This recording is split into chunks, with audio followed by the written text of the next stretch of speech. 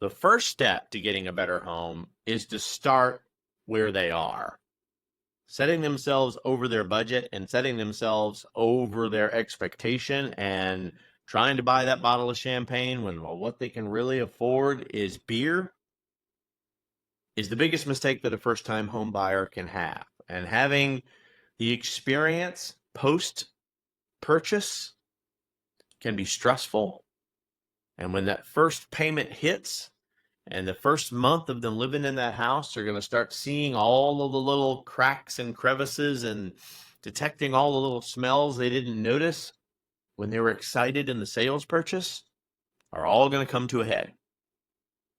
If you have set their expectations correctly, they should be able to see the potential in every single home that you have presented.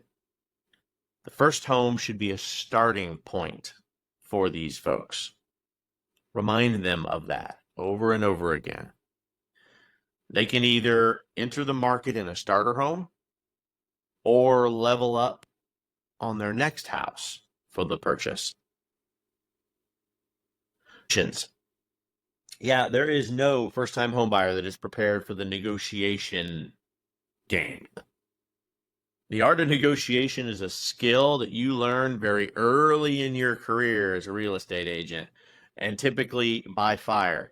Make sure you hit up our strong offers class. You absolutely want to know how to do that, especially in this market. If you are not adept at doing these types of offers, you should get out of the game, because today, in a standardized market where every single component is negotiated, you want to be able to represent your first-time home buyers well with minimal amounts of excessive fees, and you don't want to be paying over value of a property that all of a sudden they've got to have. This is where you're going to shine. This is truly where a real estate agent is going to show their worth and their salt.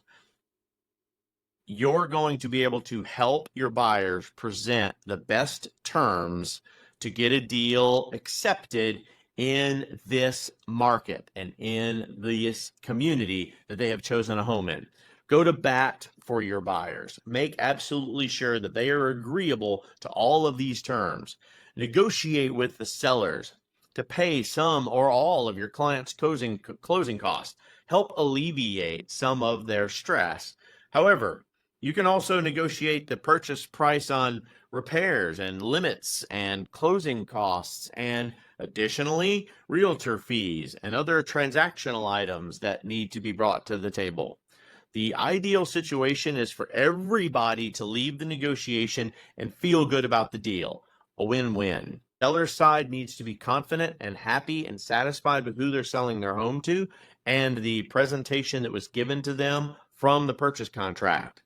The buyer needs to be satisfied that they are getting everything that they expect in the home and they're paying a fair market price for the house, and any repairs that they think would have needed to be completed while someone was living there are done before they turn the keys on purchase day. Which brings us to contract. After your buyers are under contract, you scoured the MLS, you found the right house, you negotiated the right deal. Now's where you got to be very careful to steer the ship into the harbor without hitting any of the big rocks. You don't want a Titanic from the negotiation into the close. You got to follow some basic tips to make sure that everybody arrives safe and sound at the closing table with no surprises. There's some things that you can do to eliminate those things from becoming a problem while you're under contract, while you're preparing for closing, which will typically take anywhere from 2 to 8 weeks, depending on the closing program, depending on the readiness of your buyer, depending on how mature the MLO is and how well they can manage through the actual buyer's program. First and foremost, I want to point you up to our inspectors class. You got to know what a good inspector is. You got to know what a good inspection company stands for, and make absolutely sure that you are pitting them with your client with the expectations of what they're trying to buy. Your client deserves to buy a product that is not falling apart at the rafters unless they're looking for a fix or flip. Your client needs to know they're moving into something that is safe and secure for them, few dings, buckles, and bruises are not going to stop them from sleeping at night comfortably with a safe roof over their head. The way you do that is by keeping a list of reputable home inspectors and home inspection companies and some really good questions, along with other types of inspections themselves that you should do depending on the state that you're in. In Florida, WDO, the wood destroying organisms inspection, is kind of a big deal. We are heavily ridden with termites, we have molds, we have mildews, we have a tropical and humid hot climate. So things like septic tanks, pool restraints, the type of water systems that you have are all really important when you're inspecting the home's quality and that all things are ready for a new homeowner to move in. You can help your client by advising them on the proper inspections, but certainly partner up with the right inspection company so they are in their lane with your support and your guidance for your client. They're your buyers, but since they're buying a home for the very first time, you're going to need to explain what each of these inspections are and the value of why you want it, the things that you want to check out before you start moving all of your nice furniture into it. Pro tip, this is the perfect opportunity to share some of those past experiences where things went terribly wrong. I promise you, every real estate agent that you have is going to have a story about an inspection that missed something or something they found during an inspection that saved them and potentially helped them walk away from a home that had bad bones. I once had a buyer fall in love with a house, helped them make an offer. Once they were under contract, I made sure that we ordered an inspection, and what was uncovered were thousands of dollars in termite damage. We had no idea. The home had been so well maintained in the face that we had no idea that the bones had deteriorated to this level. Stories like that demonstrates to me the need for all of these different types of inspections, regardless of price. Those are typically out of pocket and outside of the full transaction costs that already incur on a first-time home buyer. But absolutely make sure that you are doubling down on your client's ability to maintain and purchase a home that has been well maintained before they write the check. Awareness of deal killers. You may have heard about some buyer showing up at a closing, driving a brand new car. They bought a week before the closing. The deal fell through because of that. Yeah, these aren't just once in a lifetime horror stories. Buyers get so excited about buying before they close on their new house, they figure they can make another costly purchase in preparation for this bright new shiny home they're moving into. Quick advisor, when it comes to these lists of things you don't want to do as a new home buyer, don't change jobs, don't make any big purchases, don't move money around and make large deposits that don't make sense. You need to talk to your MLO and make sure that you're not liquidating some 401k without their knowledge or anything like that. Don't go buy cars and big screen TVs that are going to run up your credit and run up costs to your credit. We've put together a whole list of things with our MLO team to make sure that the first-time home buyers have full do's and don'ts of what they're able to do while they're under contract. So you can go over this with the buyers, and it's a nice leave behind to remind them of, hey, here are the other things that you want to make absolutely sure of while you're in this process. Never get your buyers in a situation to where they are in complete lack of understanding of why is that new Camaro sitting outside such a problem for everybody at the closing table today. These are also, by the way, other great places to drop those fun anecdotes to drive your point. The old home buyer's checklist can certainly have it done, but print it out, tell them to stick it on their fridge at their apartment or the other house that they are leaving while they're renters to be able to set them up for success. You don't want to have them run through a big pothole before they get to the closing table and cause themselves a very disappointing day. Help your clients find quality homeowners insurance. I live in Florida.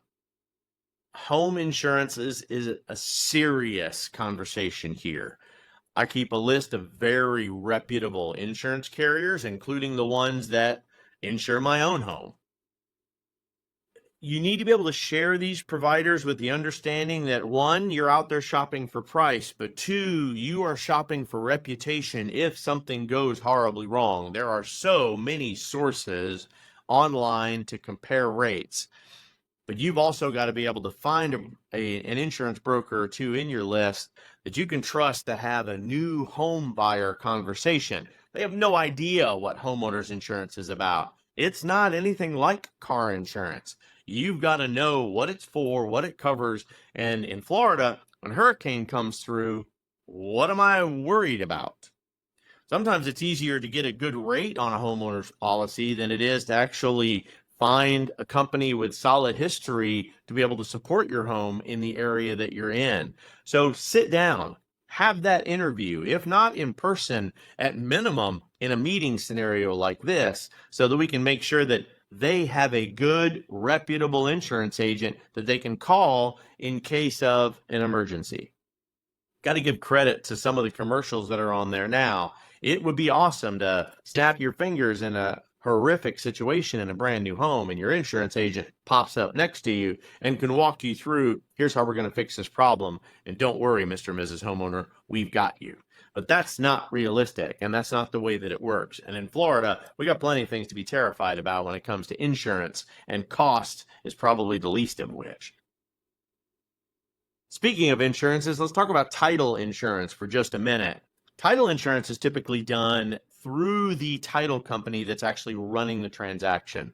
It's their job to make absolutely sure that we're going to have clean and clear title with no encumbrances when we get to the closing table. When the buyers are sitting down and hearing about some of these charges, they may need help understanding what it is and why they need it. Explaining title insurance to your buyer is critical, but if you've got a good title company partner, they're going to do a lot of this conversation for you. By the way, be in the room. Be on the virtual call when your insurance and your title agents are on the phone with your clients. You're their representative. You're getting paid for your services. Make absolutely sure you're in the room and you're asking questions that they don't know how to ask so that they can see your value and especially bringing your experience to the table. Title insurance's job is to protect the home buyer and the lender against potential issues with the property's ownership. Any legal claims that are against the property. Sometimes a distant nephew of the deceased seller shows up laying a claim to the property, or some type of boundary issues with your neighbor exist that you don't know about, or some landscaper that got the home ready for sale has imposed a lien against the property to make sure that they were going to get paid. Maybe the seller forgot to pay that, and now it becomes a buyer's problem. Title insurance ensures that the buyer can take complete ownership of the house. It protects them against any liens, any additional claims, any other situations that would put the buyer's full and clear ownership at risk. You absolutely want to have it. It doesn't just protect you for the day of closing, it protects you for the life of your ownership of the property until you sell it to the next person. Throughs, and especially final walkthroughs. Agents, we need your vision. We need your experience. Your real estate goggles need to be firmly in place. You didn't leave them at the brokerage. You brought them with you to the home, and you're walking through the home with them, showing your value and your experience with your client. You're going to get down to the wire. Just days before you close up, final walkthrough will be your last step.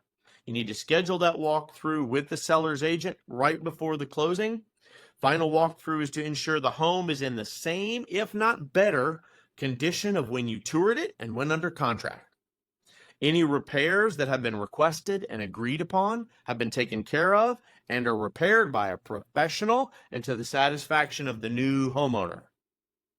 I cannot begin to tell you how many times I have heard agents in my office regaling stories of going to a home the day before closing only to discover something major was missing. A fridge is gone. A range is gone. That beautiful chandelier that was kind of the pivotal conversation point when they first walked in the house is now ripped from the ceiling and replaced with something from Home Depot for $4.99. Plants in the front flower bed are dying. The yard is in horrible shape because nobody kept the home maintained while it was under contract. It is hard to overstate the need for ensuring that everything needs to be in place before your buyers sign on the dotted line. Be thorough, real estate agents. You owe this to them.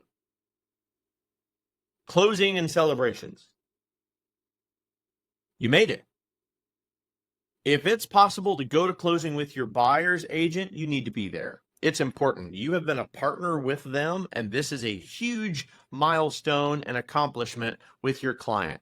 They are going to be super excited, and they're still going to have some questions even on that day throughout that excitement. You want to be a part of that. You want to be able to celebrate the win. You want to be able to celebrate making this a tradition in their family moving forward. They have now bought into the American dream, and it was because of your skills and your help and your partnership and all of the people at the table throughout the transaction that made it happen for them.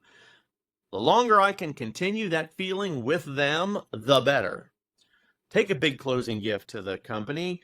Take some recommendations for what you want to do next. This event is huge, and the client needs to feel it. Pro tip, agents, bring your smartphone, take some videos, as well as some pictures of their big day.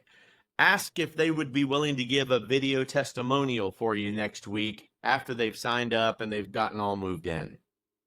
I love asking my clients to do video testimonials. And you know when I release it? Months later.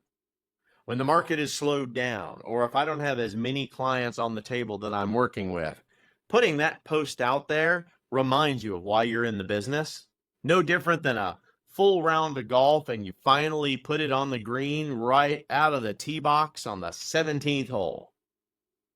That's what keeps you coming back. That's what keeps your clients knowing why they were excited to begin with. Send them their video 3 months later and go, hey guys, just remembering this moment with you. Thank you for making me a part of it.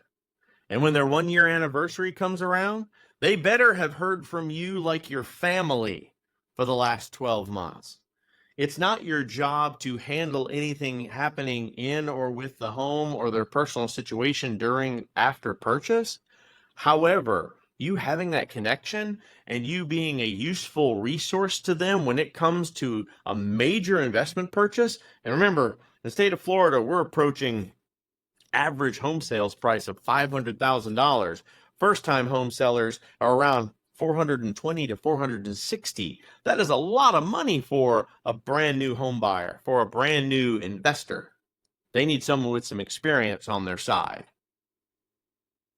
The beautiful part about all this is you get, by being there that day with your smartphone, true, raw, authentic, emotional endorsement. And it will do wonders for your marketing, I promise you. Working with first-time home buyers is a thrilling experience. As agents, it doesn't get much more emotional than watching your clients sign the closing docs on their very first home. It is such a rush. But when you're working with clients buying a home for the first time, you have a responsibility above all other clients to make sure you're guiding them through a process. You are helping them deal with their emotions along the way, and you are educating them on all of the moving components of a real estate transaction. If you get this right, they will not only remember you fondly for years to come, but they're going to be willing to name your child after. Yeah, no, I'm just kidding. It's over the top. But they will absolutely refer you and hand your name out to all of their friends and why they should be utilizing a realtor of your experience. And when they're ready to level up, my guess is they're going to call you.